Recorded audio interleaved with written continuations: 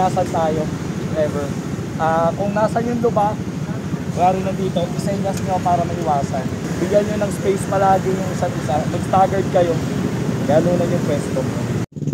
From Monumento, nakarating na nga kami dito sa Pampanga at magandang bagay yung madali kami nakarating dito kasi wala naman kaming mga masyadong naging aberya bukod dito sa natatanggal na tali ni Mark. Hindi kasi kita sa likod, tol. Hindi ko makita kung nagsisignal ka eh. And out of nowhere, bigla na nga lang namin nakita to si Miss Jemily Torres, yung ating 9th-time Philippine Looper.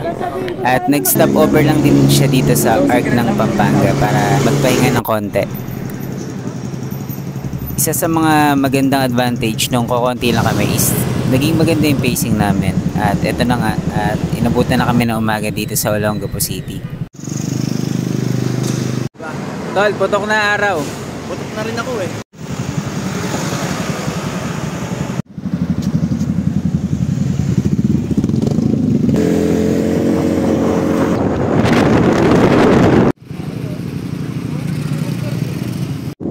So let's eat.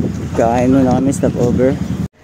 Sa part ng video na to, nakarating na nga kami sa bandang unahan ng Zambales at naisipan namin na kumain muna kami dito sa Jollibee. At nag-stop over kami para magkaroon kami, makapag-recharge kami at malayo-layo pa yung biyahe papasok doon sa Coto Mine. Nagkamali eh. So para ito. 80s na ano. Baka pati ID mo ng SK nandyan ha. Hindi, ano lang. Ito magagaling ha, walang dalang ID. Pagkatapos namin mag-almusal, narating na nga namin itong bayan ng Masinloc. At dito sa loob, kumuha na nga ng permit tong si Yolo. At habang kumukuha siya ng permit, na isipan na rin namin dalawa ni Rat na mamili muna dito sa palengke ng mga kakailanganin namin bago kami pumasok dun sa Coto Kids Pool. So ito yung baywalk nila dito, maganda, malinis. At makikita nyo, ayan, nakakuha na nga si Yolo dito ng permit. Meron na tayong permit. Meron na tayong diploma. May diploma na tayo, makapasok na tayo guys. Bukod sa amin, napansin ko na marami ding tao naghihintay sa loob ng kuhaan ng permit. At sa pagkakaalam ko, sila yung mga mamamasahe papasok dun sa may Coto Kids Pool. Being a responsible rider, unang-una kailangan natin na mag-research muna tayo bago tayo pumunta sa mga ganitong klaseng lugar. At dahil nga sa nakasanayan ko na rin na bumiyahe, bago kami pumunta dito is pinag-aralan ko rin yung mga itinerary dito. At expected ko na, alam ko na ganitong klaseng daan yung dadatnan ko rito. At dahil alam ko nga na medyo tricky or mahirap yung daan, kinondisyon ko na muna yung aking motorsiklo. At pinaayos yung mga dapat ipaayos para pagdating dito is less hassle na, may iwasan natin yung mga aberya at maging cost pa ng delay ng biyahe natin. So, based sa mga naging karanasan ko, alam ko na rin yung mga dapat gawin or alam ko na rin yung mga dapat kong unahin na ipagawa. So, ayokong sumabak sa isang mahirap na biyahe kung hindi naman condition yung aking motorsiklo. At syempre, meron akong self-check kung hanggang saan lang yung kapasidad ng motorsiklo ko. Kahit na scooter lang to, alam ko na kaya ko pa rin na makatapos ng mga ganitong klaseng adventure. Hindi naman natin mamadaliin or apurahin makarating dito. Basta smooth pero hindi masisira yung ating motorsiklo. Kaya naman eh. Well, advantage nung meron tayo experience sa mga biyaheng malalayo is hindi na tayo masyadong nahihirapan maka-adapt ng mga ganitong klaseng road condition. So, medyo sanay na rin tayo sa mga lubak-lubak. Pero first time sa experience ka nakabiyahe ng almost 1 hour kaming naka-rough road at sobrang titigas talaga ng batong dinaanan. Pero wala naman naging aberya dito sa unit na Airblade natin. At maganda yung naging performance niya. Pag uwi ko, hanggang makauwi ako, wala akong naging aberya, walang nasira, walang nabasag. Morning has broken, our windows are open. Wanna feel the wind blow through my hair. Which way do I follow? What happens tomorrow? I turn to you and hope you can guide the way. Sometimes I give up, just wanna be on my own. Even in the darkest times, you give me hope. So I lean on you when I've lost my way. I keep holding on for a better day. I lean on you when the world's astray. I left my heart open so you hear my prayer.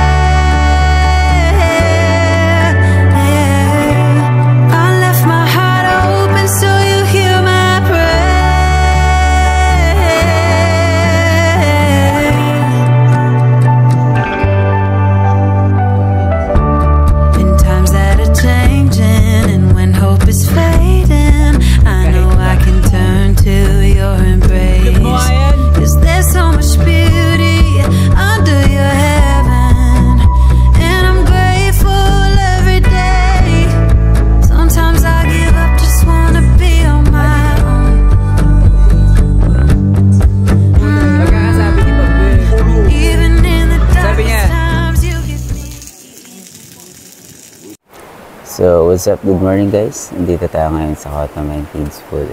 Ito yung view dito ng ganitong umaga. So, gising na si Yola Papi. Medyo inuubo pa kasi malamig talaga dito eh.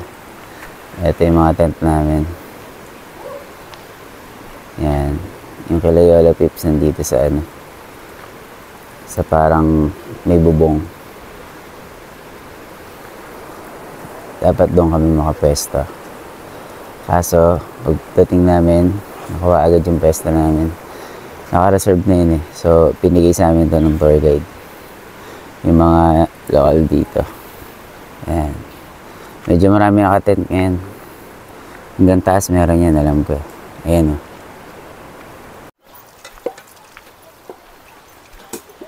So, pupunta tayo dun sa may tubig. Magkukuha tayo ito. Lera yung tagli dito papasok.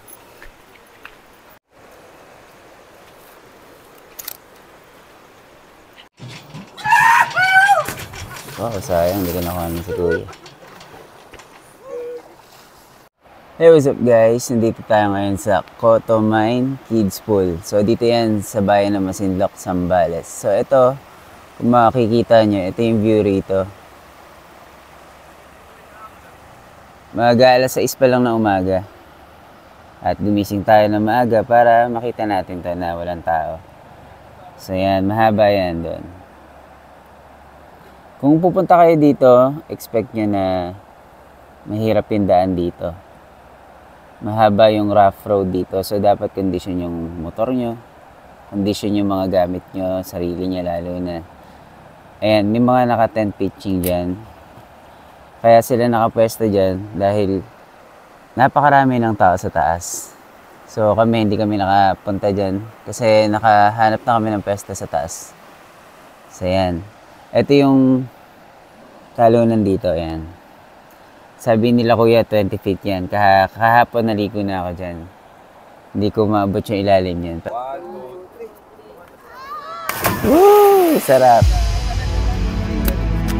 So, hi guys, good morning, YOLO Vlogs here. At nandito tayo ngayon sa Cotamine, Zambales. Grabe, hindi ko na-expect na ganito kaganda dito. Sobrang linis ng tubig, ang linaw ng tubig kung nakikita nyo. And guys, alam ko mahirap yung naging biyahe namin pero worth it na nakarating kami dito. So guys, kung gusto nyo yung mga nature trip, overnight stay or camping, punta kayo dito sa Cotamines. Mag-e-enjoy kayo talaga kayo. Sheesh! So sa part na to guys, palabas na kami ng Coto Kids Pool at didiretso kami ng bayan. Pagdating sa bayan, kami ay maggagabihan. After namin maggabihan is magse-separate na kami ng daan nila Yolo, nila Mark. Si Mark at Yolo magkasama, kami naman ni Ral is papunta kami ng Cabanatuan. So yung way namin is Mapita, Daang Katutubo, Daang Kalikasan, sa mga Tarem, papunta kami ng Cabanatuan. Sila ay pabalik ng Manila.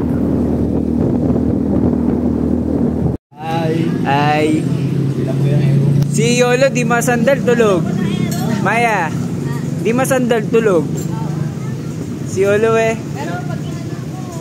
Si Janong kasama niya.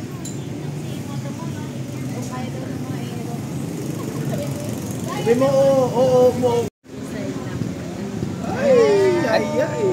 Hindi ka na po isasaway. Tingnan na Mark. Sabi mo? Nakain tulog. Sino?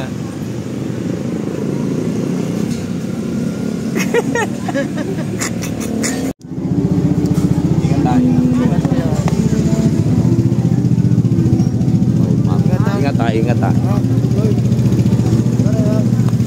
Touchdown pag ano ha. Lalay ka lang. Touchdown pag nakauwi ha. Tangin na tol. Walang nadaan dito. Tayo lang. Hayop na yan. Alam mo kanina, kala ko sarado, kala ko babalik tayo. Hindi, yung kanina, yun huminto ka. Nagulat ako kasi... May barbed wire. Oo, may barbed wire. Tangin na kung di ko nakita yung sa pool tayo doon. Malamang yun, sa pool tayo doon.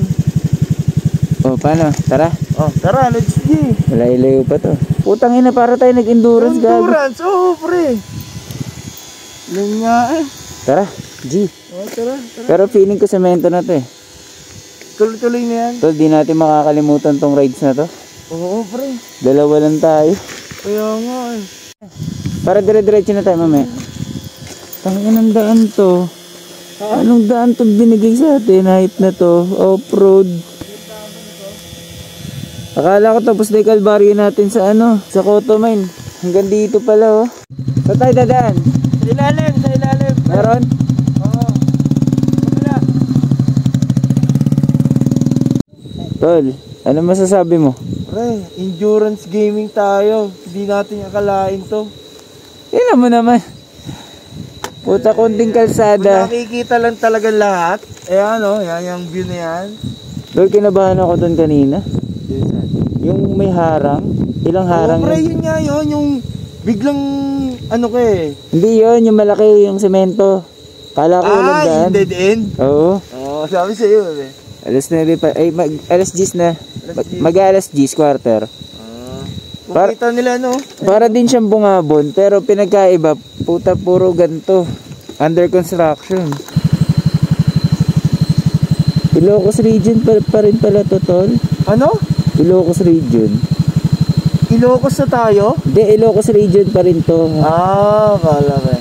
Mga tarim yung lalabasan natin, pero hindi na natin Ilocos region, Central Luzon, Santa Cruz.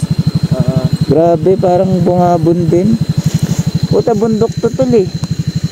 Off-road. Bundok to. Tol, subok na subok yung airblade mo. Ha?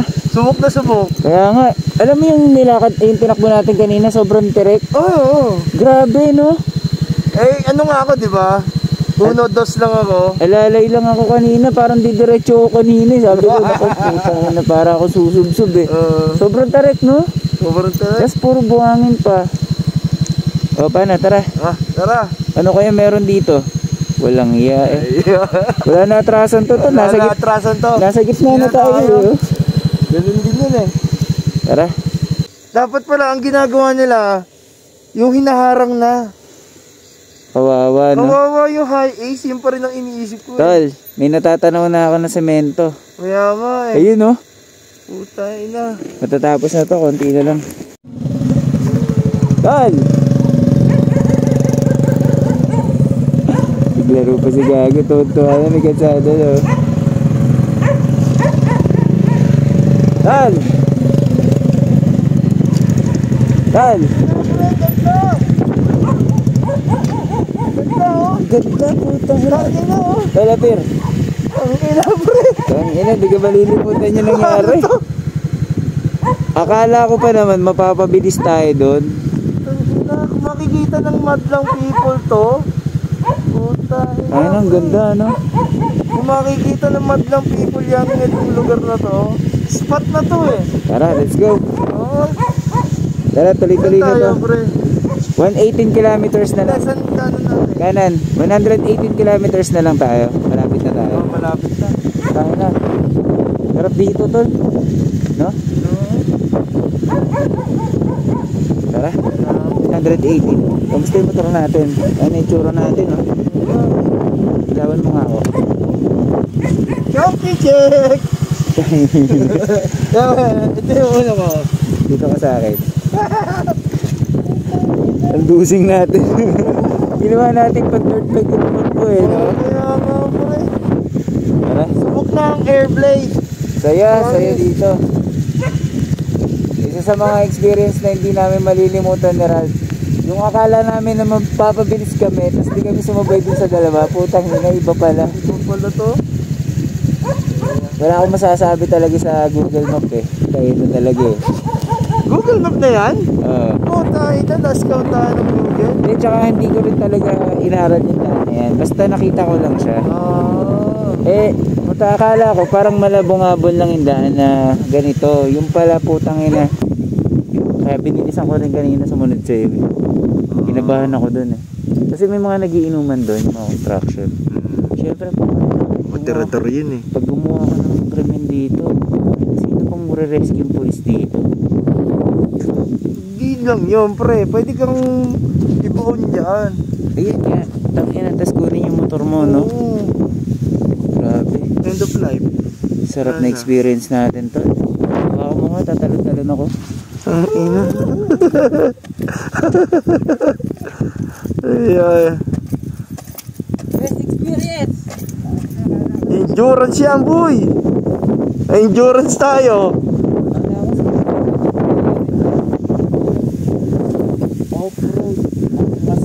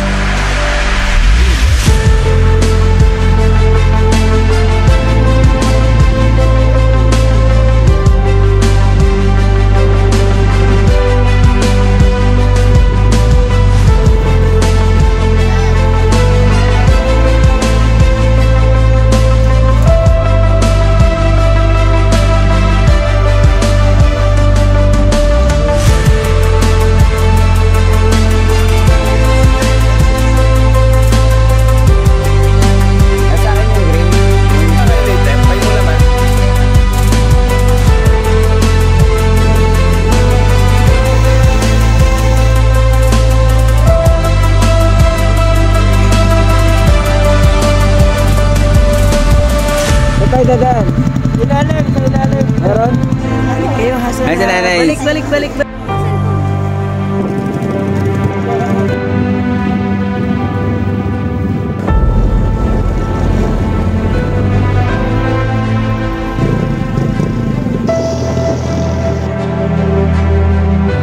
So, magpapaalam na kami. Babay Dinggalan sa napakasayang view. Whoop whoop!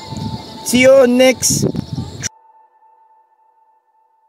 So, Ralph, kamusta naman yung experience mo dito? Ayan naman tayo sa experience. Naman tayo sa experience na promise sulit naman ang experience dito. Yung sa haba naming biyahe. Kaso, Ralph, dalawa lang tayo eh. Okay lang naman, no? Parang ganda. Sayang, mga kaibigan ko na nandiyan ngayon sa bahay. Promise, Sunod na lang kayo. pinaka-best experience lang. Manood kayo. Kung sino manonood. Dito na kami Santa Rosa. Galing kami ng Aurora. Kumakain muna kami ng Ang ano ba na cookie ni pinsan ni Ryan. dito. Salamat kay Jilid sa pabaw na cookies. Pinag-bake pa niya tayo. Sarap. Ngayon lang kami huminto mula Dinggalan, Aurora.